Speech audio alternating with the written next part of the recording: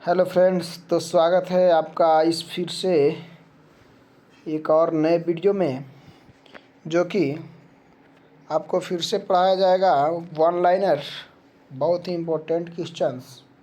तो चलिए देखते हैं, है ना, क्या कह रहा है। फर्स्ट क्वेश्चन है, कोशिका में राइबोसोम का क्या अर्थ है। कोशिका में राइबोसोम का क्या अर्थ है। तो प्रोटीन संश्लेषण में मदद करना, यानी राइबोसोम का जो काम होता है वो प्रोटीन को संश्लेषित करना यानी पचाना होता है। ठीक है। अगला है, अम्ल वर्षा का कारण क्या है। तो आप लोग सब जानते होंगे SO2, है ना। अम्ल वर्षा का जो कारण है वो SO2 है ना। अगला देखेंगे, कह रहा है ग्रीन हाउस प्रभाव किस गैस से होती है। तो ग्रीन हाउस प्रभाव CO2 गैस से होती है, यानी कार्बन डाइऑक्साइड से।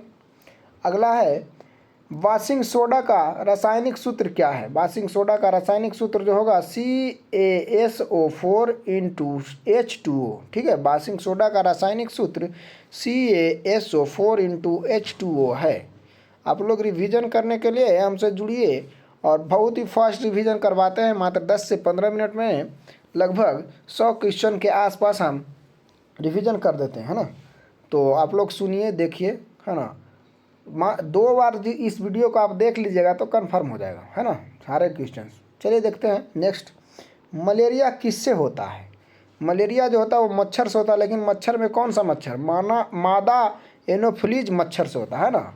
अगला है, अर्धचालक यानी सेमीकंडक्टर का एक भाग क्या है। तो ये सिलिकॉन है ना। अगला है नेक्स्ट, ब्लैक होल पद किससे संबंधित है। ब्लैक होल पद किससे संबंधित है, हो जाएगा खगोल शास्त्र से। किससे हो जाएगा, खगोल शास्त्र से। नेक्स्ट है, एथिल अल्कोहल का रासायनिक सूत्र क्या है। एथिल अल्कोहल का रासायनिक सूत्र क्या है फ्रेंड्स, तो हो जाएगा C2H5OH। ठीक है, क्या हो जाएगा, C2H5OH। अब नेक्स्ट देखेंगे क्या कर रहा है कि एक्स किरणों की शोध किसने की थी। एक्स किरणों की शोध किसने की थी, तो विल्हेल्म रोएंटजन ने, है ना। नेक्स्ट है, रेयान रेशा क्या है। रेयान रेशा क्या है, तो एक सेलुलोज है ना। पुनः निर्माण योग्य प्रकृति स्रोत क्या है, यानी पुनः निर्माण योग्य प्रकृति स्रोत क्या है, तो वो वन जंगल है। नेक्स्ट है, अम्ल के साथ खनिजों की अभिक्रिया से क्या बनता है। अम्ल के साथ खनिजों की अभिक्रिया से क्या बनता है, तो वो लवण बनता है। नेक्स्ट देखेंगे फ्रेंड्स, माइटोकॉन्ड्रिया का कार्य किससे संबंधित है, वो श्वसन क्रिया से संबंधित है। माइटोकॉन्ड्रिया का कार्य किससे संबंधित है, श्वसन क्रिया से संबंधित है।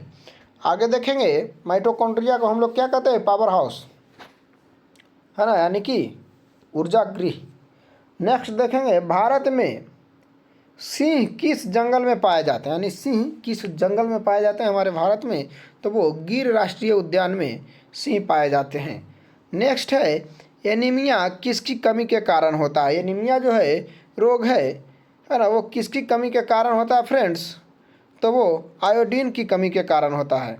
अब देखेंगे, बिग बैग का सिद्धांत क्या समझाता है। बिग बैग का जो सिद्धांत है वो ब्रह्मांड का उद्गम समझाता है ना। क्या समझाता है, ब्रह्मांड का उद्गम को बिग बैग का सिद्धांत समझाता है। आगे है, प्राचीन भारत का सबसे पुराना राजवंश कौन था। प्राचीन भारत का सबसे पुराना राजवंश जो था वो कौन था, तो वो मौर्य राजवंश हो जाएगा। नेक्स्ट है, कौन सी भाषा विश्व के सर्वाधिक लोगों द्वारा बोली जाती है, तो वो मंदारिन यानी चीनी भाषा। अगला क्वेश्चन करा है, अंतर्राष्ट्रीय महिला दिवस कब मनाया जाता है, तो वो 8 मार्च को मनाया जाता है। नेक्स्ट है, पुराने लिच्छवी राज्य की राजधानी कहाँ थी। पुराने लिच्छवी राज्य की राजधानी कहाँ थी, तो वह वैशाली में थी। फिर है, ब्रिटिश शासनकाल के दौरान भारत के प्रथम गवर्नर जनरल कौन था, तो वो लॉर्ड विलियम बेंटिंग था। कौन था, लॉर्ड विलियम बेंटिंग। नेक्स्ट है फ्रेंड्स, सिंधु नदी की लंबाई उतनी है जितनी ब्रह्मपुत्र नदी की, यह लंबाई कितनी होगी, तो वो 2880 किलोमीटर है। यानी सिंधु नदी और ब्रह्मपुत्र नदी की लंबाई बराबर है। वो कितना किलोमीटर है? 2880 किलोमीटर है। आगे देखेंगे क्या करा है। करा है India 2000 a vision for the new millennium किसने लिखा? एक पुस्तक है, इसका नाम है India 2000 a vision for the new millennium. किसने लिखा? तो वे APJ अब्दुल कलाम और YS राजन दोनों मिलकर लिखे हैं। नेक्स्ट है सतपुड़ा पर्वत श्रृंखला भारत में अपनी सर्वोच्च सीमा या शिखर पर है कहाँ पहुँचती है? सतपुड़ा पर्वत श्रृंखला भारत में अपनी सर्वोच्च सीमा या शिखर पर कहाँ पहुँचती है? तो वो धूपगढ़ की चोटी पर 1350 यानी कि 1350 मीटर की ऊंचाई पर है, जो कि धूपगढ़ चोटी के नाम से जाना जाता है। अगला है गंगा नदी की सबसे पूर्व की ओर बहने वाली शाखा का नाम क्या है? वो पद्मा है। गंगा नदी की सबसे पूर्व की ओर बहने वाली शाखा जो है पद्मा कहलाती है। नेक्स्ट देखिएगा क्या कह रहा है फ्रेंड्स। कह रहा है केरल राज्य का शास्त्रीय नृत्य क्या है? केरल का शास्त्रीय नृत्य क्या है? तो वो कथकली है। राज्यसभा का पदेन सभापति यानी अध्यक्ष कौन होता है? तो वो उपराष्ट्रपति होता है। राज्य विधान पालिका का ऊपरी सदन कौन होता है? तो ये विधान परिषद होता है। राज्य विधान पालिका का ऊपरी सदन कौन होता है? विधान परिषद होता है। नेक्स्ट है भारतीय संविधान का कौन सा अनुच्छेद संवैधानिक प्रावधानों को संघीय संसद या राज्य विधान पालिकाओं द्वारा बनाए गए नियमों पर वरीयता प्राथमिकता देता है? तो वो अनुच्छेद 13 हो जाएगा, है ना। नेक्स्ट है भारतीय संविधान के अनुसार राज्य का कार्यकारी अध्यक्ष कौन है? तो वो राष्ट्रपति है। फिर है भारत के सर्वोच्च न्यायालय के न्यायाधीशों की नियुक्ति कौन करता है? तो वो राष्ट्रपति करते हैं। कौन करते हैं? राष्ट्रपति करते हैं। बड़ा ही फास्ट अंदाज में हम लोग रिवीजन कर रहे हैं और करते रहेंगे। लगातार आप लोग हमसे जुड़े रहिए। चलिए अगला कर रहा है भारतीय संविधान का कौन सा अनुच्छेद संविधान के संशोधन से संबंधित है? तो वो अनुच्छेद 368 है। अगला है हिंदी भाषा में बिहार का अर्थ क्या है? यानी कि हिंदी भाषा में बिहार का अर्थ बौद्ध मठ होता है। नेक्स्ट है बिहार का कौन सा जिला नायलॉन उद्योग के लिए प्रसिद्ध है? तो वो मुंगेर है। नेक्स्ट कह रहा है किसने कहा शक्ति बंदूक की नली से निकलकर आती है? किसने कहा शक्ति बंदूक की नली से निकलकर आती है? तो वो ये वाक्य जो बोले थे वो माओ त्से-तुंग बोले थे। नेक्स्ट है बद्रीनाथ किस देवता को समर्पित है? वो विष्णु जी को समर्पित है। अगला है पुरातत्व विज्ञान में अवशेषों की आयु का अनुमान लगाने में किस शब्द का प्रयोग होता है? पुरातत्व विज्ञान में अवशेषों की आयु का अनुमान लगाने में किस शब्द का प्रयोग होता है? तो वो डेटिंग विधि का प्रयोग होता है, कार्बन डेटिंग विधि। नेक्स्ट देखेंगे अगला कर रहा है फ्रेंड्स कि कौन सी विश्व निकाय 1920 ईस्वी में स्थापित हुई और 1946 ईस्वी में भंग हो गई? तो वो जो निकाय है वो लीग ऑफ नेशंस है, यानी कि इसे 1920 ईस्वी में स्थापित की गई और 1946 ईस्वी में भंग की गई।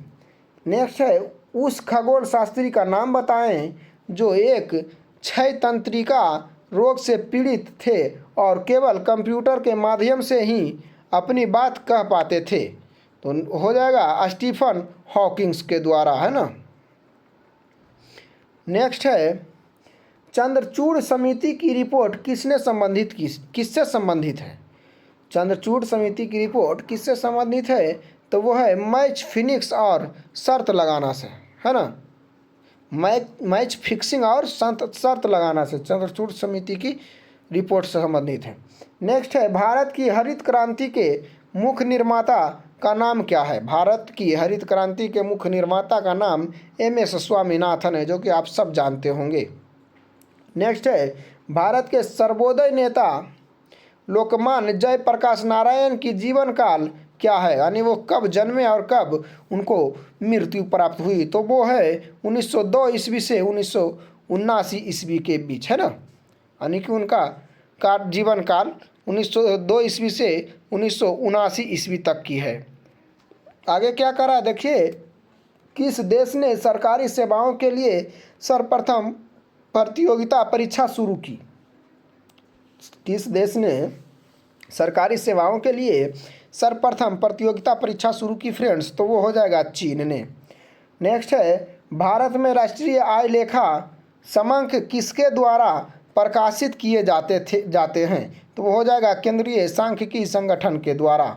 नेक्स्ट है फ्रेंड्स, कौन से राज्य भारत में दलों के उत्पादन को आधे के बराबर योगदान करते हैं। कौन से राज्य भारत में दलों के उत्पादन को आधे के बराबर योगदान करते हैं दालों के, तो वो हो जाएगा मध्य प्रदेश, महाराष्ट्र और राजस्थान। यहाँ दाल बहुत ही ज़्यादा मात्रा में होती है। आगे है, भारत में सर्वोच्च वित्तीय सत्ता किसके पास है। वित्तीय सत्ता, तो वो रिजर्व बैंक ऑफ इंडिया के पास है, यानी मनी पावर। नेक्स्ट है, विश्व बैंक का दूसरा नाम क्या है, तो वो IBRD है। विश्व बैंक का दूसरा नाम जो है IBRD है फ्रेंड्स। नेक्स्ट देखेंगे, लगातार बढ़ती कीमतों की प्रक्रिया क्या कहलाती है, ये मुद्रास्फीति कहलाती है। हम किसी भी जो इम्पोर्टेंट कोई भी कॉम्पिटिटिव वनडे एग्जाम है ना फ्रेंड्स, सारे के सारे क्वेश्चंस पूछे हुए हैं और पूछने की प्रबल संभावना है। किसी भी एग्ज़ाम को देख लीजिए, जो पूछा गया क्वेश्चन है वो 60% हर एक एग्ज़ाम में पूछा ही क्वेश्चन होता है, ठीक है। इसलिए रिवीजन के तौर पे वीडियो हम लोग आप लोग को प्रोवाइड कराते हैं। तो अच्छा लगे तो लाइक शेयर कीजिए, है ना, अपने दोस्तों के पास, ताकि किन्हीं को भी ये वीडियो से लाभ मिले, है ना। चलिए देखते हैं अगला, भारत में 1 रुपये का नोट कौन जारी करता है, तो वित्त मंत्रालय। आप लोग कमेंट बॉक्स में भी कमेंट करके जवाब दीजिएगा, है ना, तो कॉन्फिडेंस लेवल हाई होगा। आगे देखिएगा क्या कर रहा था, भारत में 1 रुपये का नोट कौन जारी करता है, तो वो वित्त मंत्रालय करता है। नेक्स्ट है, टॉर्च लाइट में प्रयोग होने वाला शैल क्या है। टॉर्च लाइट में प्रयोग होने वाला शैल क्या है, तो वो लेक-लांची शैल है। क्या है, लेक-लांची शैल है। नेक्स्ट है फ्रेंड्स, देखेंगे फिर से, किसी वस्तु की अविस्तारित एवं काल्पनिक प्रतिबिंब किसके प्रयोग से मिल सकती है।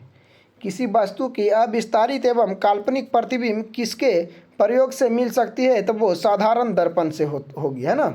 नेक्स्ट है, किस धातु में विद्युत कॉन्डक्टिविटी सबसे अधिक होता है।